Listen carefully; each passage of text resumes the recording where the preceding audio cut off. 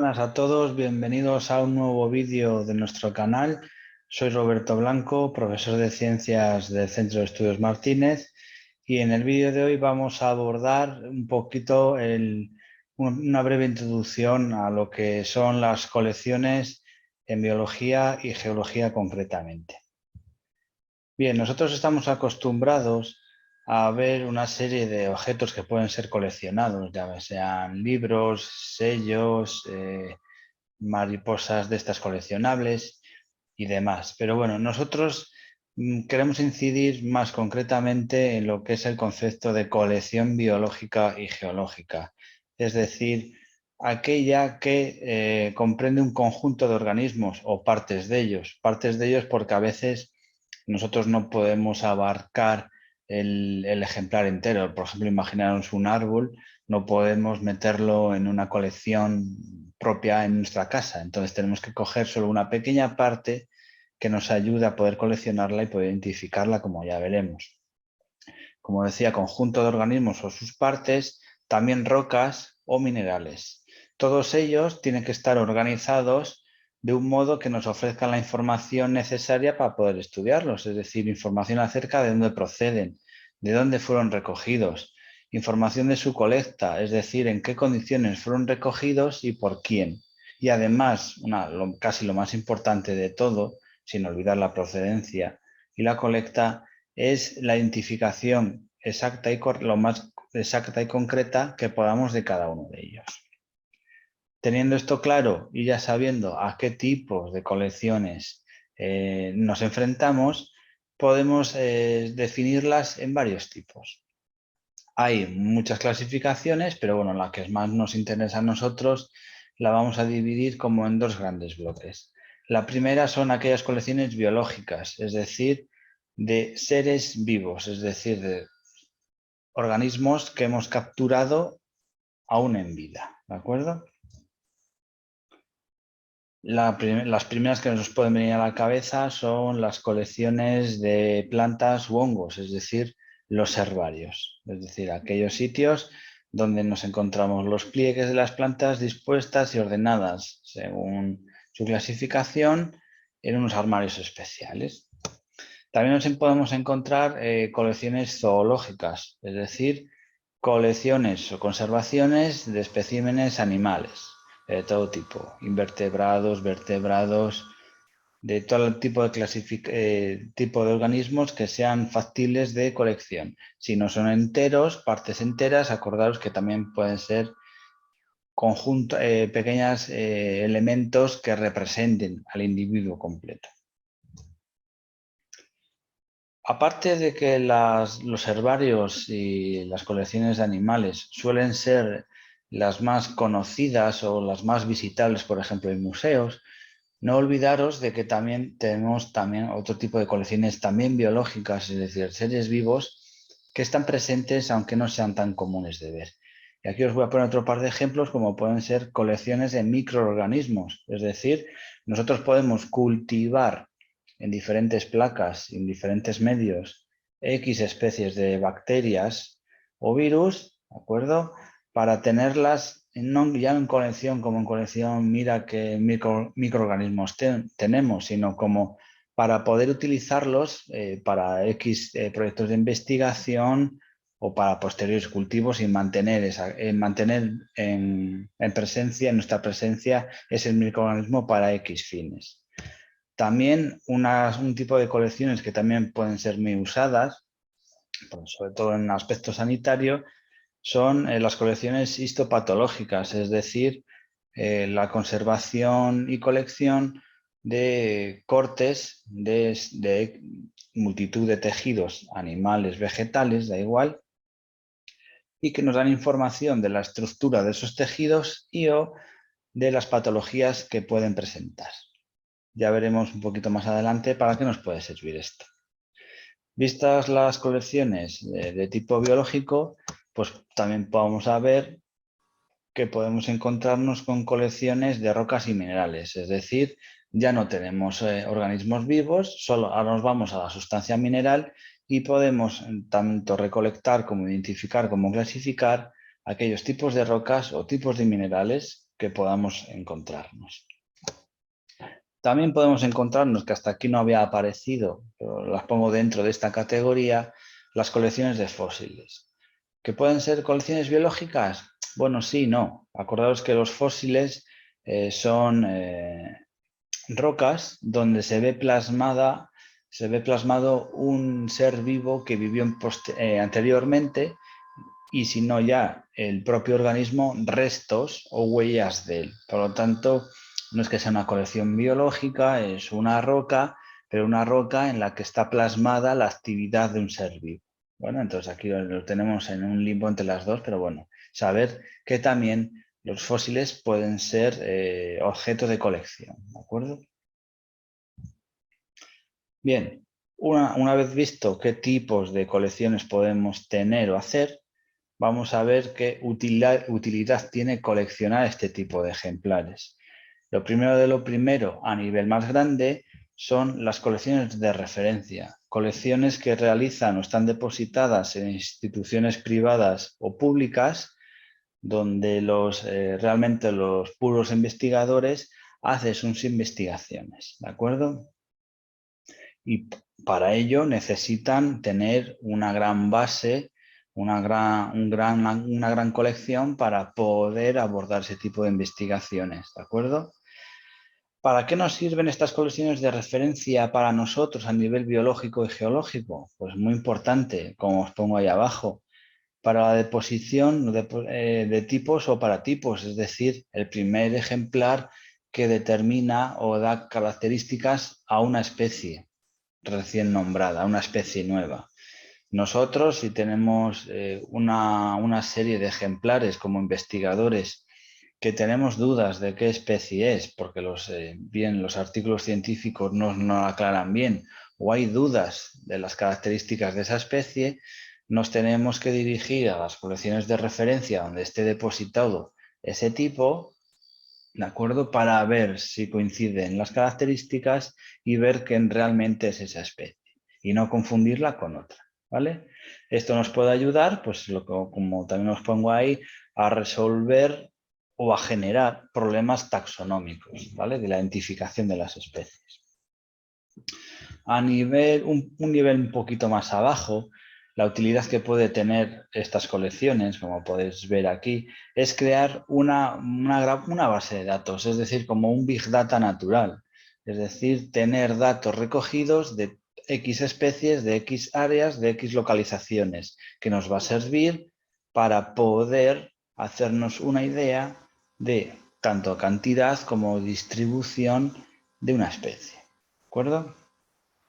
También un poquito unido al capítulo anterior es la comparación diagnóstico, es decir, cuando nosotros tenemos dudas de si el ejemplar que hemos capturado pertenece o no a una especie, si tenemos una colección, una base de datos a nuestra cercanía o nuestra propiedad, podemos comparar y certificar o no si son la misma especie, ¿de acuerdo?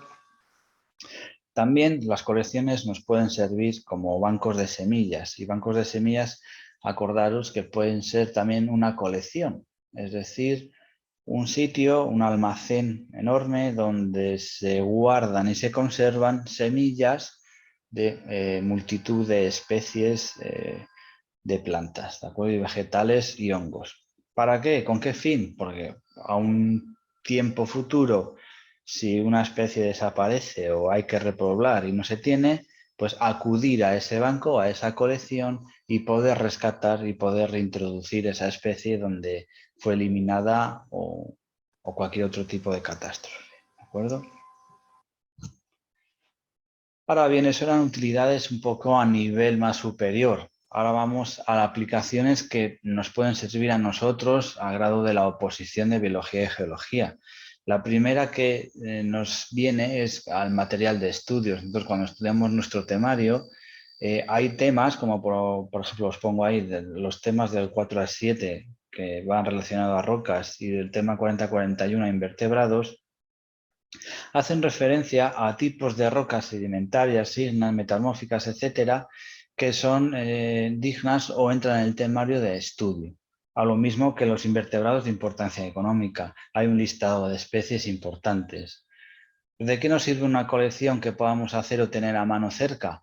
Pues lo primero, poder visitarlas y asociar nuestros conocimientos teóricos a una imagen, es decir, a un ejemplar, tenerlo cerca, incluso poder tocarlo, de ver lo que estamos estudiando, ¿de acuerdo? Y asociar ese ejemplar a ese temario y así a la hora de poder estudiarlo, de poder desarrollarlo en escrito, tener una idea más clara y no olvidarse, ¿de acuerdo? Pero casi también la aplicación más importante de todas es a nivel de la parte de visu, es decir, cuando nos ponen ejemplares y nos preguntan la identificación o partes de ellas, ¿de acuerdo?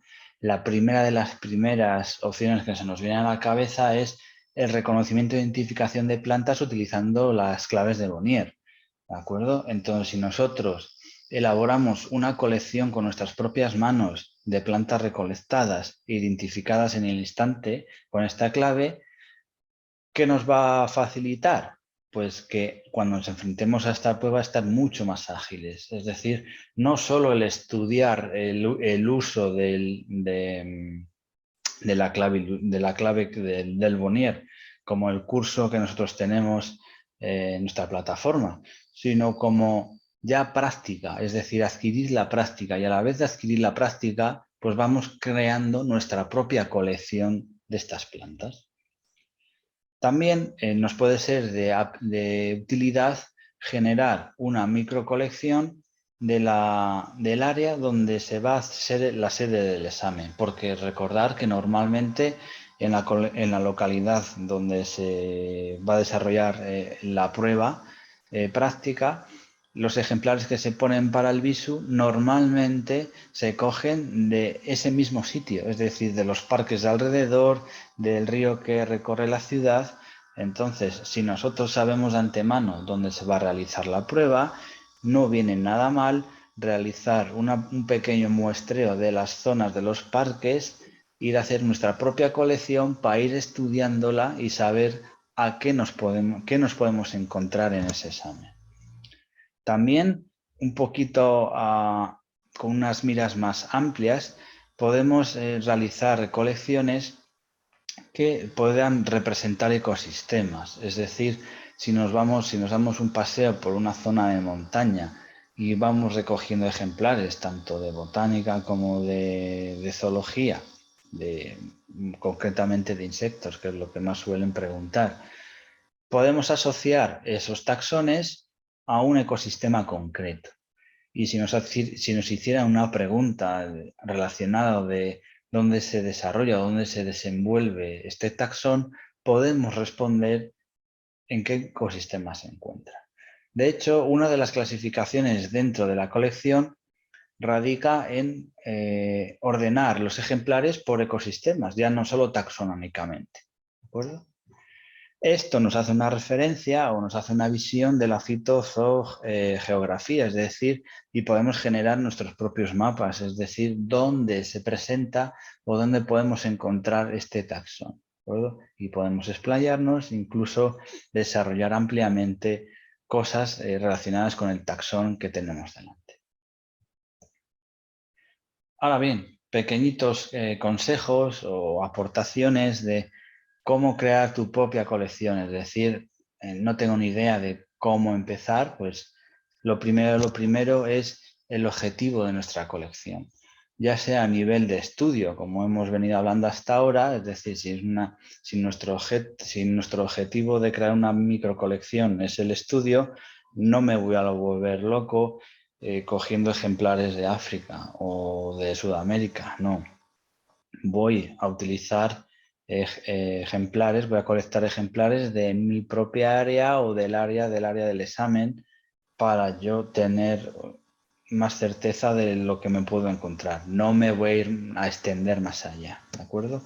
Eso está directamente ligado al número de ejemplares que yo quiero poseer, ¿de acuerdo? Es decir, no es lo mismo tener una colección de 100 ejemplares que de 20.000.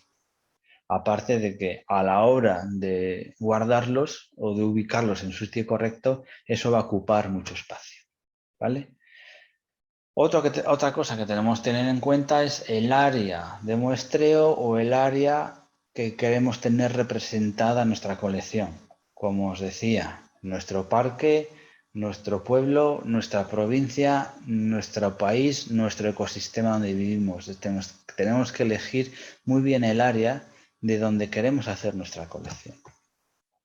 Y luego también el tipo de ejemplares que queremos integrar en nuestra colección. No es lo mismo querer hacer una colección de rocas y minerales que hacer una colección de insectos, por ejemplo. ¿De acuerdo?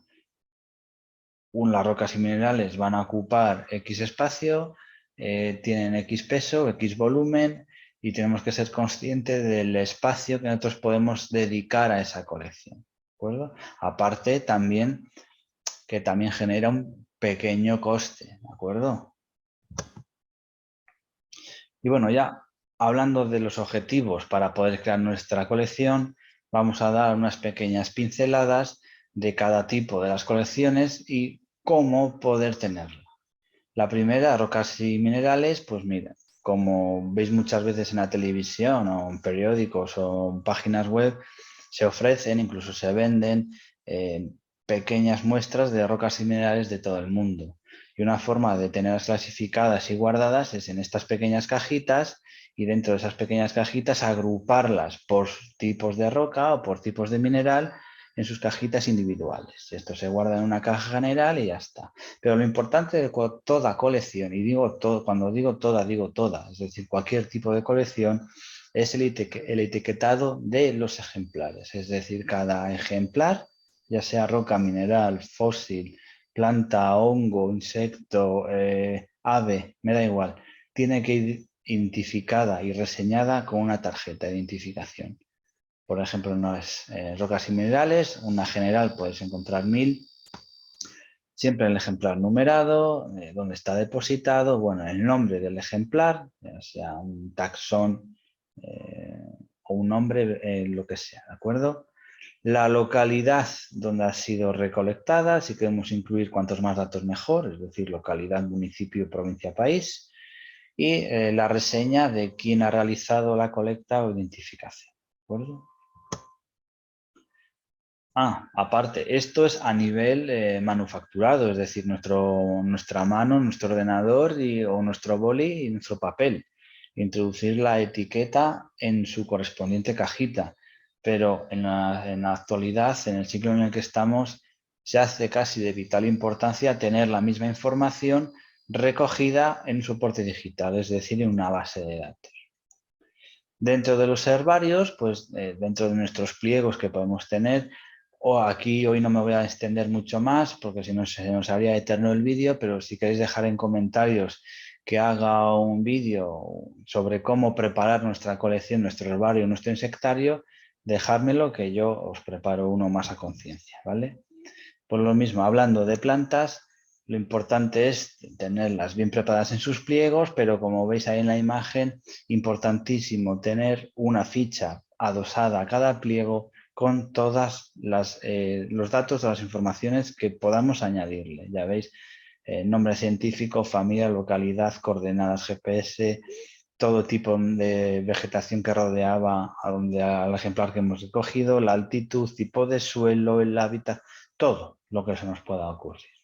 Y como hay, os decía antes, el soporte digital, por ejemplo, la base de datos de GIBIF, pues podemos encontrar y podemos aportar datos de una especie donde ha sido recogida, en qué coordenadas, y cualquiera pueda acceder a esa base de datos y encontrar un ejemplar donde está distribuido, generar mapas, etc. ¿De acuerdo? A nivel de insectos, pues otro mundo, que os vuelvo a recordar si queréis que hable de ellos, dejármelo escrito. En el mundo de los insectos, reseñar dos cosas importantes. Si queremos tenerlas, guardarlos, guardarlos siempre en cajas herméticas, por favor, como estas de la izquierda, al igual que el herbario. Guardarlas en cajas, los pliegos en cajas lo más herméticas posibles para que no nos puedan entrar lo que ya veremos a continuación, ¿vale? Y que se destruya nuestra colección. Lo importante de este tipo de colección de entomología es sobre todo la colocación del insecto en el alfiler con sus dos etiquetas. Importante que os lo pongo aquí. Una, la primera de arriba, que es la de localidad, es decir, la que nos indica datos que no van a variar nunca a posteriori, es decir, como es la fecha de la colecta, la localidad donde lo hemos recogido, provincia, país, metros de altitud, todos los datos que queréis añadir a mayores, datos de interés, y el recolector, quien ha tomado la muestra del ejemplar. Esa siempre se localiza en la primera, es decir, inmediatamente por debajo del, del insecto. La especie, la ficha taxonómica, pues introduciremos ya el nombre de la especie, la familia a la que pertenece y lo mismo, quién ha determinado ese ejemplar y en qué fecha. ¿De acuerdo? Estas etiquetas normalmente, como veis ahí, un tamaño rectangular de 1 centímetro de ancho por 2,5 de largo, más o menos, porque no nos ocupe mucho y dentro de una misma caja podamos albergar muchos más ejemplares. Y bien, ahora lo más casi importante después de tener una colección son los cuidados que tenemos que tener. Lo primero, humedad, una humedad controlada, una humedad baja en torno del 50%. ¿De acuerdo? ¿Por qué? Para evitar aparición de hongos. La luminosidad. Y es tentador que cuando se tiene una colección es mostrarla a los demás, pero no. Intentar evitar que le dé la luz directa, tanto natural como artificial, porque podemos pasar que el ejemplar se decolore. Y ya no solo en insectos ni en seres vivos, sino en rocas y minerales también se pueden decolorar y estropear. La temperatura, cuanto más baja, mejor. ¿Eso? Para impedir el deterioro de los tejidos. ¿De acuerdo? Y mucho cuidado con la aparición de las plagas, sobre todo en entomología, porque aquellas larvas de unos escarabajos de las alfombras, o se les conoce, como la caja esté mal cerrada o tenga agujeritos o demás, les encanta los animales, los insectos disecados. Por lo tanto, entran, nos lo devoran y mirar qué imagen nos pueden dejar de nuestra colección. ¿De acuerdo? Como digo, todo esto podemos hablar mucho más. Y si os gusta, darle al like. No olvidéis suscribiros si queréis seguir recibiendo vídeos de este tipo y saber que podéis encontrarnos en todas las redes sociales que tenéis ahí en nuestra propia página web. Os mando un saludo a todos y disfrutar y mucha fuerza.